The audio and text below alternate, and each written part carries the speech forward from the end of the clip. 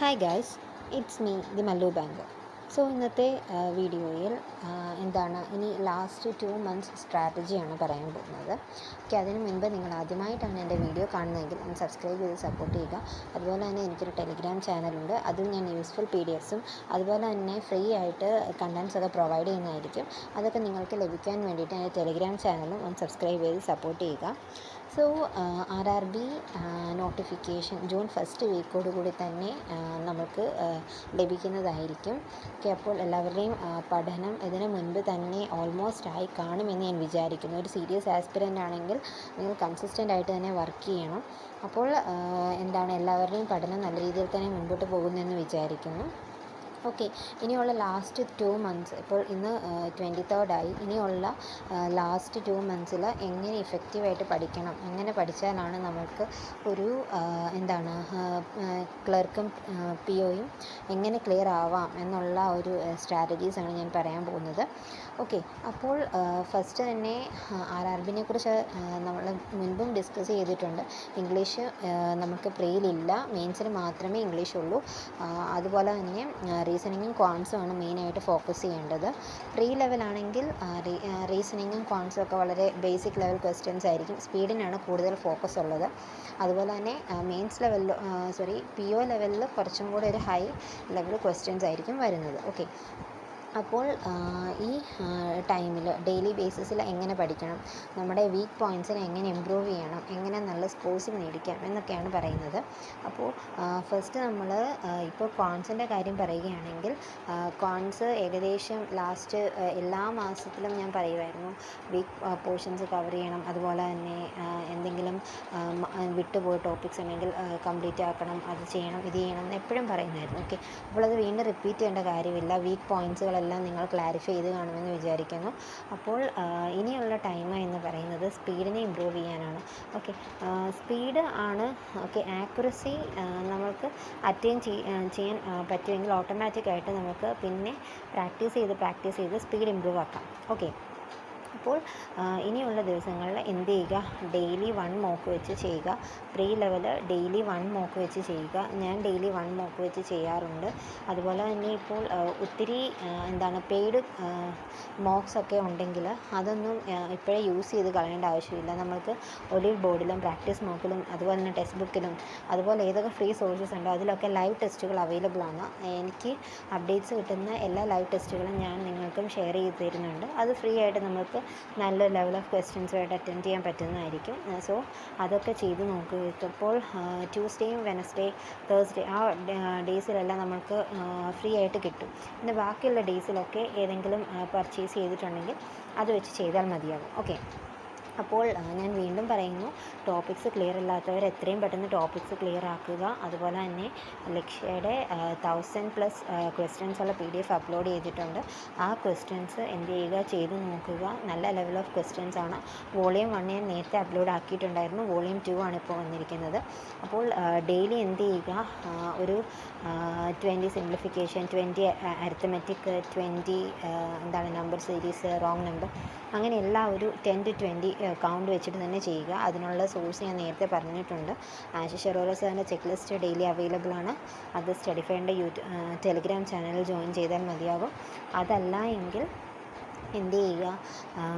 അതല്ല എങ്കിൽ നമ്മൾക്ക് ക്വിസസ് ഒക്കെ പ്രാക്ടീസ് മോക്കിലൊക്കെ മിനി ടെസ്റ്റുകൾ അവൈലബിൾ ആണ്, അത് ചെയ്യാം. ഓക്കെ, ഞാൻ ഇന്ന് മെയിനായിട്ടും പറയുന്നത് ക്വാൺസിൻ്റെ ടോപ്പിക്സാണ്. കാരണം അരിത്തമെറ്റിക് ആണ് നമ്മൾക്ക് എല്ലാവർക്കും വീക്കായിട്ടുള്ള ടോപ്പിക്ക്. എനിക്കും കുറച്ച് ലാഗ് അടിക്കുന്നത്. കാരണം റീസണിങ് നമ്മൾക്ക് എത്രയും പസിൽസിൻ്റെ ഒക്കെ ആ ഒരു പാറ്റേൺ മനസ്സിലായി കഴിഞ്ഞാൽ തന്നെ ചെയ്യാൻ പറ്റും. പക്ഷേ അരിത്തമെറ്റിക് അങ്ങനെയല്ല. അരിത്തമെറ്റിക് നമ്മൾ ആ കറക്റ്റ് രീതിയിൽ പഠിച്ചില്ലെങ്കിൽ, അതല്ല കറക്റ്റ് ഫോർമുലാസും ആ ടെക്നിക്സും മനസ്സിലായില്ലെങ്കിൽ ഒരിക്കലും നമ്മൾക്ക് അരിത്തമെറ്റിക് ചെയ്യാൻ പറ്റില്ല. സോ അതുകൊണ്ട് തന്നെ അരിത്തമെറ്റിക് ടോപ്പിക്സും സിംപ്ലിഫിക്കേഷൻ സ്പീഡിൽ കാൽക്കുലേഷൻ ചെയ്ത് സിംപ്ലിഫിക്കേഷൻ നമുക്ക് ഇമ്പ്രൂവ് ആക്കാം. പക്ഷേ അരിത്തമെറ്റിക് അങ്ങനെയല്ല. നല്ല രീതിയിലുള്ള പ്രാക്ടീസ് വേണം അരിത്തമെറ്റിക് പോർഷൻസ് ചെയ്യാൻ വേണ്ടിയിട്ട്. അപ്പോൾ സിംപ്ലിഫിക്കേഷനിൽ നിങ്ങൾക്ക് സ്പീഡ് വരുന്നില്ല അങ്ങനെയുള്ളവർക്കൊക്കെ വേണ്ടിയിട്ട് വൈറൽ മാത്സിൻ്റെ ക്ലാസ് ഞാൻ നേരത്തെ പറഞ്ഞിട്ടുണ്ട്. അത് ചെയ്ത് നോക്കുക. അവിടെ അവർ ട്രിക്സൊക്കെ പറഞ്ഞു തരും. ഓക്കെ, അപ്പോൾ അരിത്തമെറ്റിക്കിൽ ഏറ്റവും സ്കോറിംഗ് ആയിട്ടുള്ള ടോപ്പിക്സ് എന്ന് പറയുന്നത്, അതുപോലെ തന്നെ ക്വസ്റ്റ്യൻസ് വരാനും ഏറ്റവും ഏറ്റവും ക്വസ്റ്റ്യൻസ് വരുമെന്ന് ഉറപ്പുള്ള ടോപ്പിക്സ് ഉണ്ട്. അത് ഏതൊക്കെയാണെന്ന് പറയാം. അതിനു മുൻപ് ക്വാൺസ് നമ്മൾ 3ആയിട്ട് തിരിച്ചിട്ടുണ്ട്. അതെല്ലാവർക്കും അറിയാമായിരിക്കും. Speed maths, arithmetic, DA. Okay, അപ്പോൾ സ്പീഡ് മാത്സിലാണ് ഈ വേദിക് മാത്സിൻ്റെ ടൂൾസൊക്കെ ഉപയോഗിച്ചുകൊണ്ട് നമ്മൾ സിംപ്ലിഫിക്കേഷൻ, മിസ്സിങ്, റോങ് നമ്പർ ഇതെല്ലാം ചെയ്യുന്ന സ്പീഡ് മാത്സിൻ്റെ പോർഷനിലായിരിക്കും. ഓക്കെ, അപ്പോൾ അരിത്തമെറ്റിക്കിൻ്റെ പോർഷനിലോട്ട് വരുമ്പോൾ എന്തൊക്കെയാണുള്ളത്? ആവറേജ് ഉണ്ട്, റേഷ്യോ, പ്രൊപ്പോർഷൻ, പാർട്ട്ണർഷിപ്പ്, അതുപോലെ തന്നെ mixture and allegation, ages, percentage, time distance, trains, boat and stream, ഇതിൽ ഏറ്റവും ഇമ്പോർട്ടൻ്റ് ആയിട്ടുള്ള ടോപ്പിക്സ്. അതുപോലെ തന്നെ എക്സാമിന് ഏറ്റവും കൂടുതൽ നമുക്ക് സ്കോറിംഗ് ആയിട്ട് പറ്റുന്ന ടോപ്പിക്സ് ഏതൊക്കെയാണെന്നാണ് ഇന്ന് ഞാൻ പറയുന്നത്.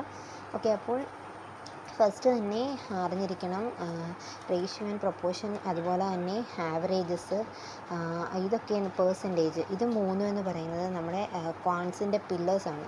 ഓക്കെ, കാരണം ഈ 3 ടോപ്പിക്സും നല്ല രീതിയിൽ പഠിച്ചു വെക്കുകയാണെങ്കിൽ ആ റേഷ്യോ മെത്തേഡ് ഉപയോഗിച്ച് അല്ലെങ്കിൽ പെർസെൻറ്റേജ് മെത്തേഡ് ഉപയോഗിച്ച് ചെയ്യാവുന്ന പ്രോബ്ലംസാണ് നമുക്ക് ഈ അരിത്തമെറ്റിക് സെക്ഷനിലുള്ളത് മുഴുവൻ.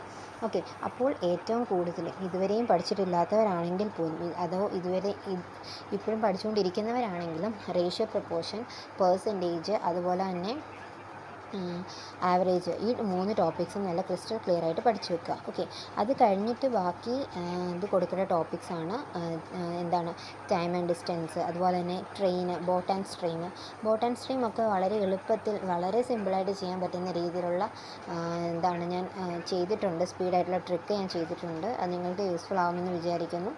അത് കണ്ടിട്ടില്ലാത്തവർക്ക് ഞാൻ ലിങ്ക് കൊടുത്തേക്കാം.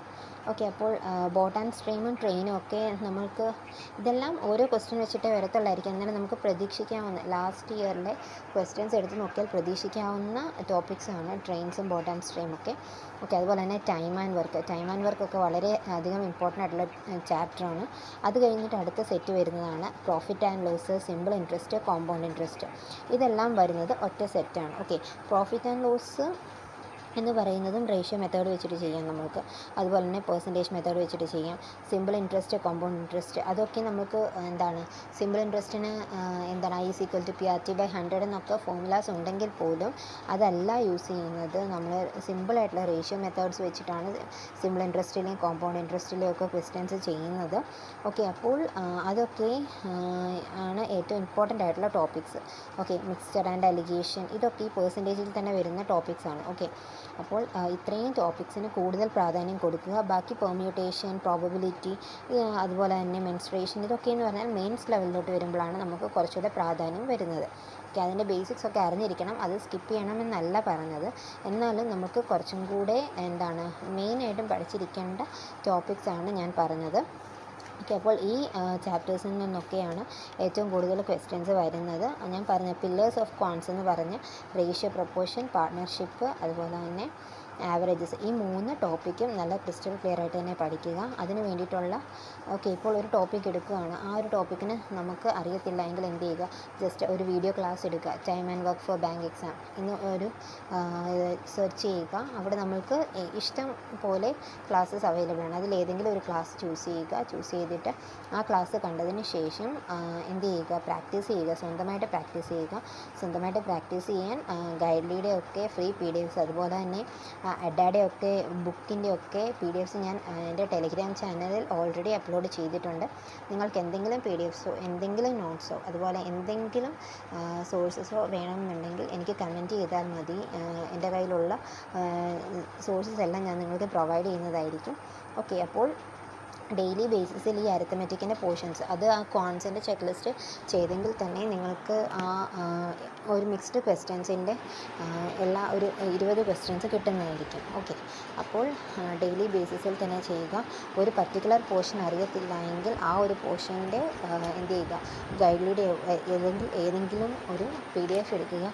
ഒരു 10-20 ക്വസ്റ്റ്യൻ ഒരുമിച്ചിരുന്ന് ചെയ്ത് നോക്കുക. അതല്ല എങ്കിൽ ഒരു മാരത്തൺ ക്ലാസ് എടുക്കുക.